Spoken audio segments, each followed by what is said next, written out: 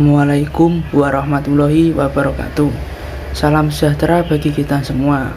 Kepada yang terhormat Bapak Dosen Fariqul Lutfi MPDI sebagai dosen pengampu mata kuliah Bahasa Indonesia, dan yang saya cintai teman-teman Prodi Hukum Keluarga Islam kelas 1B yang berbahagia. Syukur alhamdulillah kita masih diberi kesehatan oleh Allah Subhanahu wa taala sehingga kita dapat bertemu walaupun secara virtual untuk mengikuti mata kuliah Bahasa Indonesia dalam keadaan sehat walafiat. Amin amin ya rabbal alamin. Perkenalkan, saya Bisafiqud Damar Sajiwa sebagai moderator dari kelompok 3 dengan anggota Aprilia Anggita, Rahmawati Wahyuningsih, dan Cinta Putri. Kelompok kami akan menerangkan tentang ragam fungsi dan diksi bahasa Indonesia. Mari kita simak penjelasannya. Pengertian ragam bahasa Indonesia. 1. Ragam bahasa menurut Basman 1990. Ragam bahasa adalah variasi bahasa menurut pemakaian yang berbeda-beda menurut topik yang dibicarakan, menurut hubungan pembicara, kawan bicara, orang yang dibicarakan, serta menurut medium pembicara. 2. Ragam bahasa menurut Bismanet 1968. Suatu ragam bahasa, terutama ragam bahasa jurnalistik dan hukum, tidak tertutup kemungkinan untuk menggunakan bentuk kosakata ragam bahasa baku agar dapat menjadi anutan bagi masyarakat pengguna bahasa Indonesia. 3. Ragam bahasa Indonesia adalah variasi atau keberagaman pengguna bahasa Indonesia yang berbeda-beda menurut pemakaian topik dan medium pembicara kepada lawan berbicara. Macam-macam ragam Indonesia dibagi menjadi 3, yaitu berdasarkan sudut pandang penutur, yang kedua cara berkomunikasi atau media, yang ketiga berdasarkan sudut topik lingkungan. Yang pertama, berdasarkan sudut pandang penutur dibagi menjadi 4, yaitu daerah atau logat. Ragam bahasa yang berasal dari daerah itu sendiri biasanya disebut dengan dialek, dan dalam istilah lamanya biasa disebut dengan logat. Masing-masing logat dapat dipahami secara timbal balik oleh masyarakat dan daerah itu sendiri. Jika di dalam wilayah pemakaiannya antara individu atau kelompok yang tidak berasal dari daerah yang sama, maka lambat laun tiap logat mengalami perkembangan sendiri-sendiri yang selanjutnya semakin sulit dimengerti oleh penutur ragam lainnya. Contoh di daerah ucapan dialek Jawa dengan nada atau intonasi yang sedikit turun ketika berbicara bahasa Indonesia daripada dialek Jakarta. Yang kedua, terpelajar.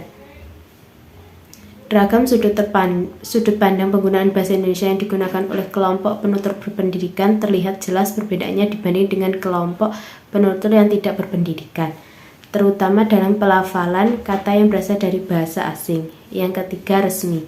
Ragam bahasa Indonesia resmi adalah bahasa yang digunakan dalam situasi atau kondisi resmi, seperti pertemuan, rapat, undangan, seminar, dan di dalam perundang-undangan serta resmi lainnya. Dalam penuturan menggunakan bahasa Indonesia baku.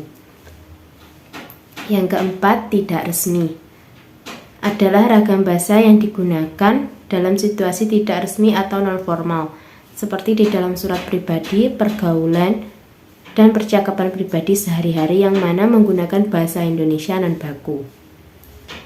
B. Berdasarkan cara komunikasi atau media dibagi menjadi 2, yaitu pertama, ragam bahasa lisan. Ragam bahasa lisan adalah ragam bahasa yang penyampaian menggunakan lisan atau ucapan. Dalam ragam bahasa lisan terdapat beberapa hal yang harus diperhatikan dalam pengucapan seperti tata bahasa, kosakata, dan lafal. Yang kedua, ragam bahasa tulis.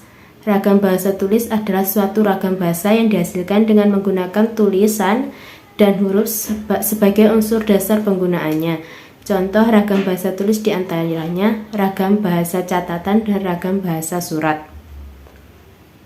Yang ketiga, ragam bahasa berdasarkan sudut topik lingkungan. Ragam bahasa berdasarkan sudut topik lingkungannya dapat dilihat dari sisi bahasa yang digunakan dalam pergaulan, pendidikan, kegemaran, profesi, dan sebagainya di kehidupan sehari-hari. Beberapa istilah ragam bahasa yang berbeda penggunaan di setiap lingkungan, antara lain ragam bahasa lingkungan agama berbeda penguasaannya dengan ragam bahasa yang digunakan dalam lingkungan kedokteran, hukum, seni, dan lain-lain. Perbedaan itu ditetapkan dalam pemilihan atau penggunaan sejumlah kata. Sekian, wassalamualaikum warahmatullahi wabarakatuh. Di sini saya akan melanjutkan presentasi materi tentang fungsi bahasa Indonesia. Fungsi bahasa Indonesia sendiri dibagi menjadi dua, yaitu sebagai bahasa nasional dan sebagai bahasa negara. Fungsi bahasa Indonesia sebagai bahasa nasional mencakup 3 hal, yaitu 1. Sebagai lambang kebanggaan nasional, yang kedua sebagai lambang identitas nasional, dan yang ketiga sebagai alat pemersatu bangsa. Sedangkan fungsi bahasa Indonesia sebagai bahasa negara yaitu 1. Sebagai bahasa resmi negara, yang kedua sebagai bahasa pengantar dalam dunia pendidikan, dan yang ketiga sebagai alat penghubung pada tingkat nasional, dan yang terakhir, yang keempat, sebagai alat pengembangan kebudayaan, ilmu pengetahuan, dan teknologi. Selanjutnya, pengertian diksi bahasa Indonesia. Diksi adalah pemilihan kata. Maksud dari pemilihan kata yaitu memilih kata yang tepat dan sesuai dalam memberikan pengungkapan, maksud, dan tujuan kepada penyimak ataupun pembaca, baik secara tertulis maupun lisan. Sedangkan menurut KPBI, diksi adalah sebagai pilihan kata yang tepat dan selaras dalam penggunaannya untuk mengungkapkan gagasan sehingga diperoleh efek tertentu atau seperti yang diharapkan. Berikutnya, fungsi diksi. Fungsi diksi antara lain membuat orang yang membaca ataupun mendengarkan karya sastra menjadi lebih paham mengenai apa yang ingin disampaikan oleh pengarang. Yang kedua, membuat komunikasi lebih efektif. Yang ketiga, melambangkan ekspresi yang ada dalam gagasan secara verbal, tertulis maupun terucap.